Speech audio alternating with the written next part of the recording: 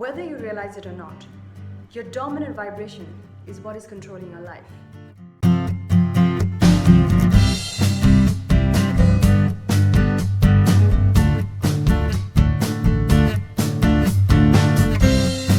Sajni here, and welcome to another video. And today we'll be talking about how our dominant vibration is actually what we manifest in our reality over and over again until we change our dominant set point vibration. So here is a chart, and here I put it up as well. And this chart is from the book Force versus Power by David R. Hawkins. If you haven't read the book, you can read the book. It's a very powerful read. So this chart is basically a consciousness scale, basically from different emotional states of vibration. So all of us have a dominant set point vibration, whether we are aware of it or not.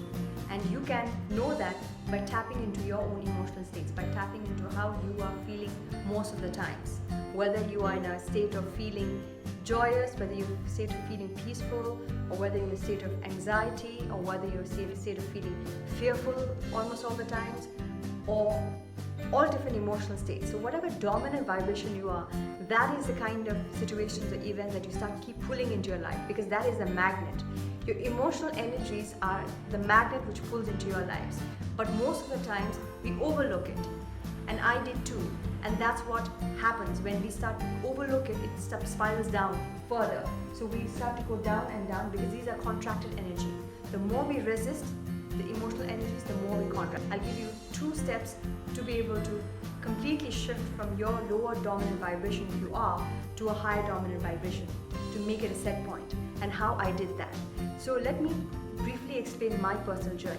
So when I began 3 years ago this journey into understanding spiritual emotional energies, the invisible realms which actually manifest. So manifestation that we talk about basically is purely the unmanifested energies or emotional states or dominant vibration that we hold. And those are something that really is powerful, because whatever we're seeing is just a feedback from whatever universal energies, because emotion is universal. Whatever kind of emotion that we feel, the feeling of happiness is same as mine, is same as yours. The feeling of sadness, the feeling of sorrow is same as yours. So that's why when you see somebody cry in a movie as well, leave alone in reality, right? You start to cry too. You can feel that emotion. Or when you see somebody happy, ultimately it can be very contagious, because you are a product of what 5 people that you surround yourself with, the way they think, the way they feel, and the belief systems or the dominant vibration that we have. And that's why this is key for all manifestations, because manifestation that you're trying to look outside is basically what vibration that you hold. So here's the thing. So when I began my journey of feeling, in a joyous state, my dominant vibration now is I'm more peaceful, I'm more joyous, I'm more in acceptance, I'm more, in a space where I'm able to willingly do, or I'm committed to my passion, I'm committed to my journey. But earlier it didn't begin like that. I was, 3 years ago, in 2018 really was a time when I started this journey, and when it's time of understanding the spiritual realms or the emotional realms of my being, is basically I was in a state of complete fear, anxiety, in a state of resentment. And I was constantly blaming my father for, taking away my freedom. And because he was strict, he was a cop anyways, so he was disciplined, and I didn't, growing up I grew very fearful and very timid and very shy, and that fearful energy kept multiplying. And I manifested in my life, even while I was a child, I had met with an accident. So, I manifested in my life into various events like that. Such traumatic events kept happening in my life. And even when I finished my college, and then when I went to my job, I still carried that energy, because that was my dominant vibration. I was boxed into that. I was capped into this low emotional vibration of fear, anxiety, blame, and I was constantly in that state unconsciously. And really, when my father passed away, and of course my mother and father both passed away within a gap of 7 months, that's another experience that I had, which again was spiraled up or snowballed into my spiritual journey. And I take that as a blessing, as a gift for me to be able to go to my spiritual journey. And so, I don't take those events as something which happened to me, but I take those events as gifts now, because then what I was able to do is, as first I was able to dissolve those emotions, understand those emotions, understand myself, understand my dominant vibration, accept, and then go to shift that energy. So then you first is dissolving, and then second is then upgrading, because you can't upgrade till the time you dissolve, right? So the first step is the dissolving. So neutrality is basically dissolving. So I often talk about in my videos, so I'll leave some links here to be able to, for you to be able to see that your attention, the way you attention, so the positive attention and your negative attention have the potential to manifest in your reality. Whatever, if you give a positive charge or a negative charge. And what is a charge? Every emotion is followed by a thought. So first, we easily can't tap into a thought because we are living in a fast-paced world, but we can feel the emotion nonetheless. The emotion that we feel is basically the charge or the chemical reaction to the thought or the stimulus that we have led. So if any thought that comes in, if we give an emotional charge, that's when it starts to activate as either a positive or a negative. Okay? So a thought comes in, it's a positive thought and we give it charge, then it becomes activated. Or a negative thought comes and you give it charge and becomes a negative thought. And usually more often than not, what happens is that one thought that comes, it has 80% chance according to research, or a likelihood to repeat it again. Okay, so it then becomes a dance between a thought emotion, until it becomes a bundle of stronger neurological networks called beliefs. Now those beliefs then start to form and become a dominant vibration. Now those beliefs activate something called your reticular activating system, which forms a lens for you to filter out information only based on what your beliefs are. So you look at information based on only what your filters are, and you remove all the information that does not abide by this belief. So if you believe that you are unhealthy, or if you believe that you are not physically appealing, or you're not physically appealing, let's say, okay, and if that's the view that you have about belief that you formed, if somebody gives you a compliment as well, if somebody says you're looking good today, you will view as that event as I'm looking good today, but wasn't I looking good yesterday? So you will start to look at something not as a compliment, not as the fact that the person is complimenting you on the fact that you are good, because now the belief system will eradicate the fact that you're good looking. It will only bring you the information that yesterday I wasn't looking good. So you see the dynamic changes, shifts. So that's why positive and negative attention has the potential or capacity to start manifesting or start confirming in your reality and bringing that, and that becomes your dominant vibration over and over again. It becomes a conviction then. So then there's three states. One, the first level is your thought, then it becomes a belief, then it becomes a conviction or your identity, then it becomes a dominant vibrational state. And that's what happened with me as well. I started to view my father as somebody who trapped me, somebody who contracted my energy, somebody who stole away my freedom. And that energy was because I was radiating an energy of anger, of resentment towards my father. And then when he passed away, now that fear and anger turned into resentment against my own self and guilt against my own self. So then you see how I was being trapped into this box dominantly, right? So this was my vibration that I consistently, was vibrating in. And that was the kind of reality that I was bringing into my life. I had a lot of, failed relationships after relationships, or I wasn't feeling that any fulfillment in whatever I do. Even though I got the job or the promotion or whatever it is that I wanted to do on the external reality, but still nothing was changing from within till the time I had to go into this, emotional states and then be able to heal it or dissolve it. So the first state is then what I did was when things started to then become heavier and heavier. Now there will come a time, every person will go through a state or an evolution in the journey where they will go through a crisis. Now crisis is not something that you look at it as a negative event, but crisis is a turning point. Now from this turning point, now your magnet is turned inwards towards this downward hollowness. Now you turn your magnet inwards and start to radiate upwards. You start to go towards your vortex. Your vortex starts to move upwards.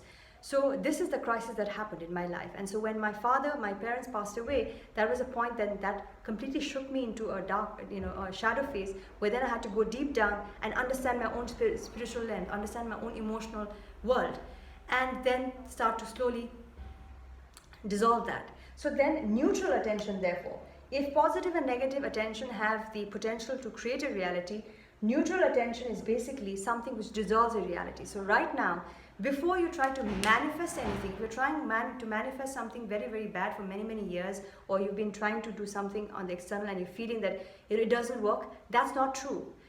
Anything that you want to manifest outside, first you have to cleanse, you have to let go, because you have to create space, because there wasn't any space for me to have the peace and the joy and the fulfillment and the finding my purpose, finding my passion. I didn't have space to allow this energy because I was completely full. My cup was full with all these negative emotional energies, the negative emotional charge that I was giving. I was giving the power to what was not serving me more than what could serve me more. But when I understood this, when these turning points come into your lives, it then gives you that jolt, gives you that shift. And that's when you start to get into the point of acceptance, point of dissolving it. And then you start to be more free. You start to become more free within yourself. So step number 1 is neutral attention. So what we do is basically, before you even try to manifest anything, if you're going through a lot of traumatic situation, disabled emotion, okay, first you have your intention of whatever you want to manifest. First you take care of this, dissolve this, let go of this. Let go of this emotional energy by changing the relationship to those emotions. So you know that you're feeling the fear. Let that fear be. In your own awareness itself that you're feeling the fear, you are no longer the fear, but the awareness observing the fear. So that is the difference between feeling the fear and being an awareness feeling the fear. Okay? You are not the fear, you're not looking as a fear, but you're looking as the awareness or the consciousness looking at the fear, if you're just aware. But if you move with the energy of fear, of you're fearful, then you try to do something, fix something on the outside, you will ripple back more of that fearful events into your life. Or if you're full of anxiety or anger, and do something in anger, then you're moving with the energy of the anger, and that's why you're not stepping back, you're not dissolving it, you're propagating it more, you're multiplying it more, because it works as multiplication and division.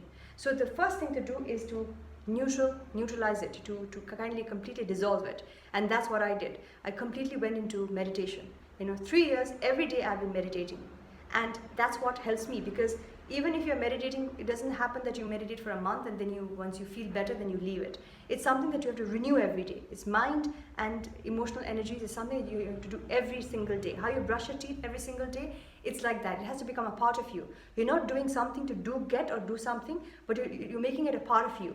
And that's why meditation became a part of me. Dissolving emotional energies became a part of me. And that's why I know whatever I need to manifest is just a byproduct of what I'm feeling within. And that becomes like a normal reality for you. So the first step is really the neutral zone. So neutral observation is very key. Then you start to get into acceptance or willingness. Okay, so then you start to look at life. Instead of looking at life is happening to me, life is happening for me. So basically the shift here is basically that you are no longer a victim now, because here what I was doing in my life, I was a victim. I was a victim to something that happened to me. Something outside of me was creating that feeling in me. I was like, I'm feeling this anxiety because of my father. I'm feeling this dominant feeling because of my father. I'm going through this crisis because of my father. So everything I was becoming powerless. I was rolling it out of something outside of me that was making me feel something within. And that's why it kept me trapped. The more I start to feel this, the more I kept being trapped. But the moment I accepted that, no, this is a blessing, this is something that I need to go through to heal myself, this is something that I have, a dominant vibration that I have, a set point that I have, that I need to let go of.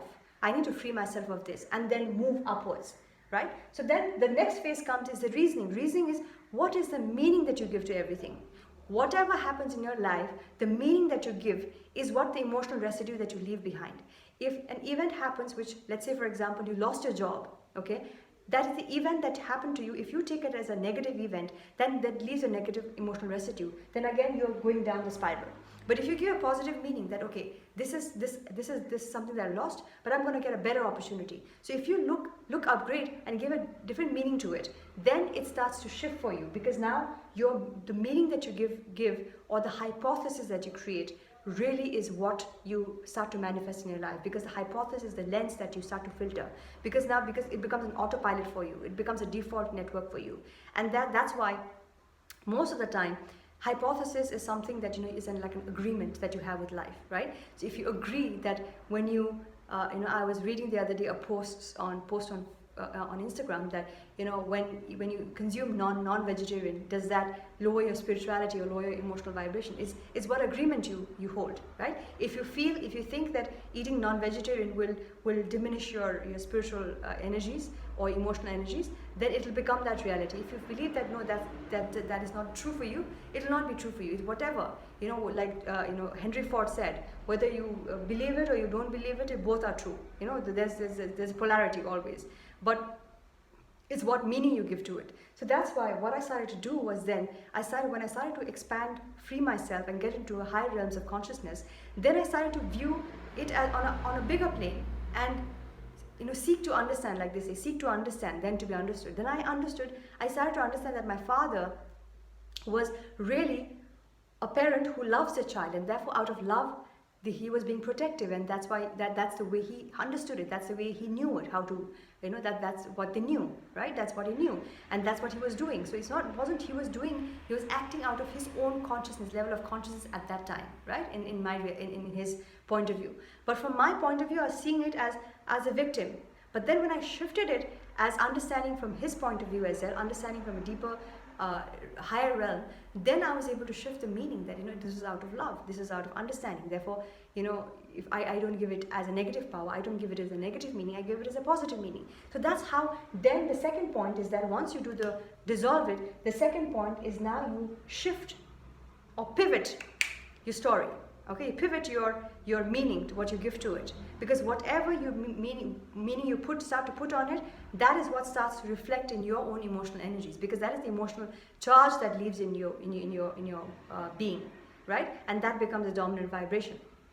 So that's why then reasoning, and then once you start to reason more, then you will start to feel more opportunities come to you, more expansion comes to you, more ideas. Then your space is free now, because you don't have any baggage, you've let go of everything. Now you have space to receive more. Then you will start to follow what you're more passionate about, what do you love doing, and then therefore you can get into more realms of understanding your own self, understanding your own purpose of what your message is, what your core thing that you need to be able to do, right? Therefore then you naturally, when you start to follow these one or two things that you know makes you passionate, like for me was meditating, journaling, reading, all of this started to change my own identity. So I started to look at myself as a person who is spiritual, as a person who understands the invisible realms. Then when I started to then go deeper into this realm, this was something that made me more whole. This was something that gave me more energy, more passion. And then a person who hardly could read one page, I started to read books after books after books. I was socially very full of anxiety. From that phase now, I'm able to confidently, you know, deal and be an entrepreneur, do the things that I need to do, make videos, you know, speak to my clients, right? So that's how then I shifted from being on a high vibrational zone of, you know, being in joy, being in peace. It gave me more fulfillment and more abundant, and that's why whatever now you start to feel inside will start manifesting outside, and therefore whatever you put your intention on also, you will start to manifest that more easily. Okay, so I hope this video was helpful for you. I sincerely hope. And if you resonate with this message, leave me your takeaway and comment below, right? And if you like it, give me a thumbs up. And if you haven't subscribed to the channel, do subscribe and hit that little bell icon so that you'll be notified every time I put up a new video. Thank you so much for watching. Peace and namaste.